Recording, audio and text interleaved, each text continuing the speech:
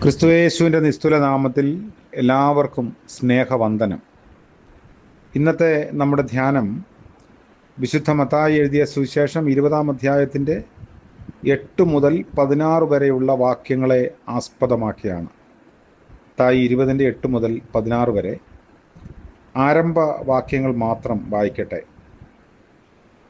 സന്ധ്യയായപ്പോൾ മുന്തിരിത്തോട്ടത്തിൻ്റെ ഉടയവൻ തൻ്റെ വിചാരകനോട് വേലക്കാരെ വിളിച്ച് പിമ്പന്മാർ തുടങ്ങി മുമ്പന്മാർ വരെ അവർക്ക് കൂലി കൊടുക്ക എന്ന് പറഞ്ഞു. അങ്ങനെ 11-ാം മണി നേരത്ത് വന്നവർ ചെന്ന് ഓരോ വെള്ളിക്കാശു വാങ്ങി. മുമ്പന്മാർ വന്നപ്പോൾ തങ്ങൾക്ക് അധികം കിട്ടും എന്ന് നിരൂപിച്ചു. അവർക്കും ഓരോ വെള്ളിക്കാശ് കിട്ടി. അത് വാങ്ങിയിട്ട് അവർ വീട്ടുടയവൻ്റെ നേരെ പിറുപിറുത്തു. കർത്താവിൻ്റെ പരിശുദ്ധ നാമം വാഴ്ത്തപ്പെടട്ടെ.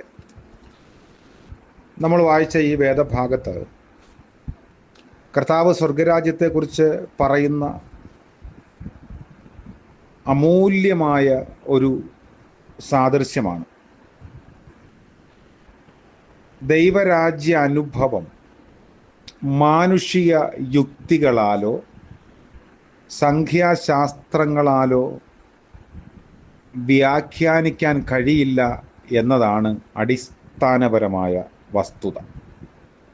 പലരും പലതരത്തിലൊക്കെ അതിനെ വർണ്ണിക്കുന്നതിനും ഒക്കെ ശ്രമിച്ചിട്ടുണ്ട്. എന്നാൽ ദൈവരാജ്യത്തിൻ്റെ സ്വഭാവം കർത്താവ് ഇവിടെ വിവരിക്കുന്നത് ഏറ്റവും അവസാനം വന്ന ആളിനും ആദ്യം വന്ന ആളിനും, അതായത് കൂടുതൽ ജോലി ചെയ്തവനും അല്പനേരം മാത്രം ജോലി ചെയ്തവനും ഒരുപോലെ കൂലി ലഭിക്കുന്ന ഒരു സമഭാവനയുടെ നിദർശനമാണ്. എല്ലാവർക്കും ഒരേ നിലയിലുള്ള കൂലി. പ്രവൃത്തികൾക്കെല്ലാം കൂലിയുണ്ട്. വേലക്കാരൻ കൂലിക്ക് യോഗ്യനാണ്. അതായത് നമ്മൾ ചെയ്യുന്ന കാര്യങ്ങൾ നന്മയാകിലും തിന്മയാകിലും അതിന് കൂലിയുണ്ട്. പാപത്തിനു പോലും ശമ്പളമുണ്ട് എന്ന് നമ്മൾ വേദവചനത്തിൽ വായിക്കുന്നു. ദൈവിക ശുശ്രൂഷകൾ ചെയ്യുന്നവർക്കും ദൈവം തമ്പുരാൻ കൂലി നൽകും. കൂലി കണക്കിടുന്നത് ഇന്നത്തെ പോലെ കൂലിക്കാരല്ല, യജമാനനാണ്. പിറുപിറുക്കാനോ വാദിക്കാനോ അവകാശമില്ല. കാരണം ഈ യജമാനൻ സർവാധികാരിയാണ്.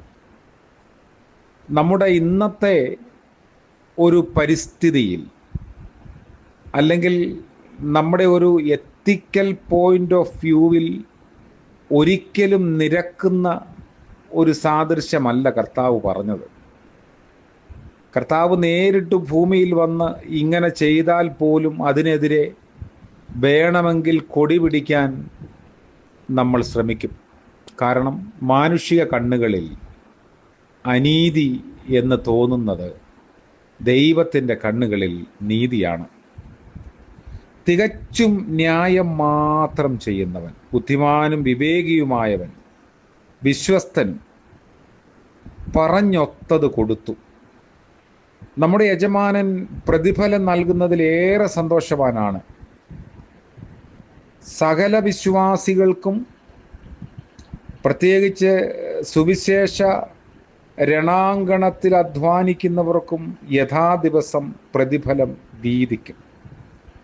തിമത്തിയോസിന് എഴുതിയ 2-ാം ലേഖനം 4-ാം അധ്യായവും കൊരിന്ത്യർക്ക് എഴുതിയ 2-ാം ലേഖനം 5-ാം അധ്യായവും 1 കൊരിന്ത്യർ 9-ാം അധ്യായത്തിലുമൊക്കെ ഇങ്ങനെ ദൈവം കൂലി നൽകുന്നതിനെക്കുറിച്ച് രേഖപ്പെടുത്തലുകളുണ്ട്.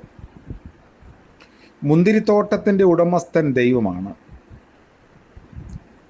നിന്റെ കണ്ണ് കടിക്കുന്നുവോ എന്നതിൻ്റെ അർത്ഥം അസൂയപ്പെടുന്നുവോ എന്നാണ്. പരിഭവിച്ചവനോട് യജമാനൻ തിരിച്ചു ചോദിക്കുന്നത് എല്ലാവർക്കും ഒരുപോലെ നൽകാൻ എനിക്ക് മനസ്സുണ്ട്. അത് കണ്ട് നീ അസൂയപ്പെടുന്നുവോ എന്നാണ് ചോദ്യം. മറ്റുള്ളവരുടെ നന്മ കണ്ട് അസൂയപ്പെടുന്നത് അപകടകരമാണ്. സദൃശവാക്യം 14 നമ്മൾ വായിക്കുന്ന അസൂയയോ അസ്ഥികൾക്ക് ദ്രവത്വം.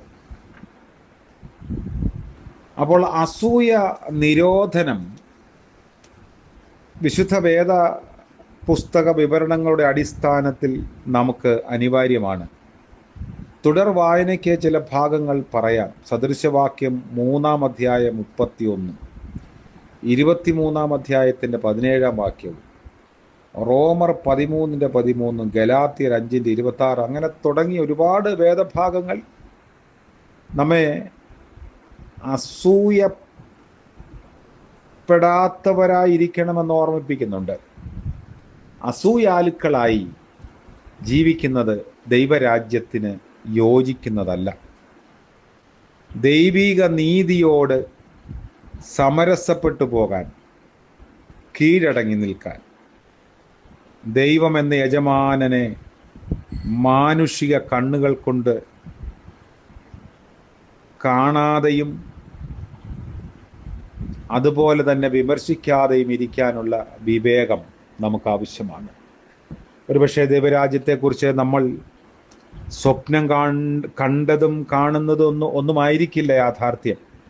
അത് ദൈവം തമ്പുരാൻ നമുക്ക് വെളിപ്പെടുത്തി തരും.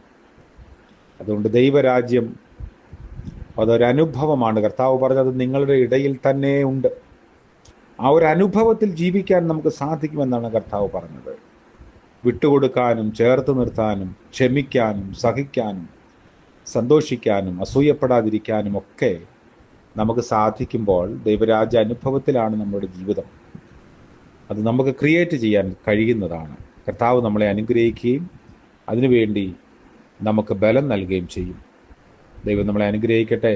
പ്രാർത്ഥിക്കാം. കാരുണ്യവാനായ കർത്താവേ, അവിടുന്ന് നീതിമാനും സകലതും അറിയുന്നവനുമാകയാൽ നന്ദിയോടെ സ്തോത്രം. അവിടുത്തെ നീതിക്ക് മുൻപിൽ ഞങ്ങളെ വിധേയപ്പെടുത്താനുള്ള കൃപ നൽകണമേ. വിട്ടുകൊടുക്കാനുള്ള മനസ്സ് നൽകണമേ. മറ്റുള്ളവരെ ചേർത്ത് നിർത്താൻ ഞങ്ങളെ സഹായിക്കണമേ. അസൂയ ഞങ്ങളിൽ നിന്ന് മാറിപ്പോകുവാൻ ഞങ്ങളെ ഇടയാക്കണമേ. ഇന്ന് പകൽക്കാലം അങ്ങനെ ജീവിപ്പാൻ ഒരു പരിശ്രമം ഞങ്ങളുടെ ഉള്ളിൽ നൽകണമെന്ന് പ്രാർത്ഥിക്കുന്നു. എല്ലാവരെയും സമഭാവനയോടെ കാണാൻ കർത്താവേ ഞങ്ങളെ സഹായിക്കണമേ. കൃപ നൽകണമേ. വ്യത്യസ്തരായി ജീവിപ്പാൻ ഞങ്ങളെ ഇടയാക്കണമേ. യേശു മശിഹ മൂലം പ്രാർത്ഥിക്കുന്നു.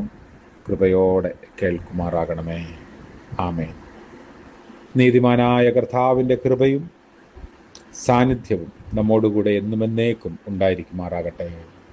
ആമേൻ.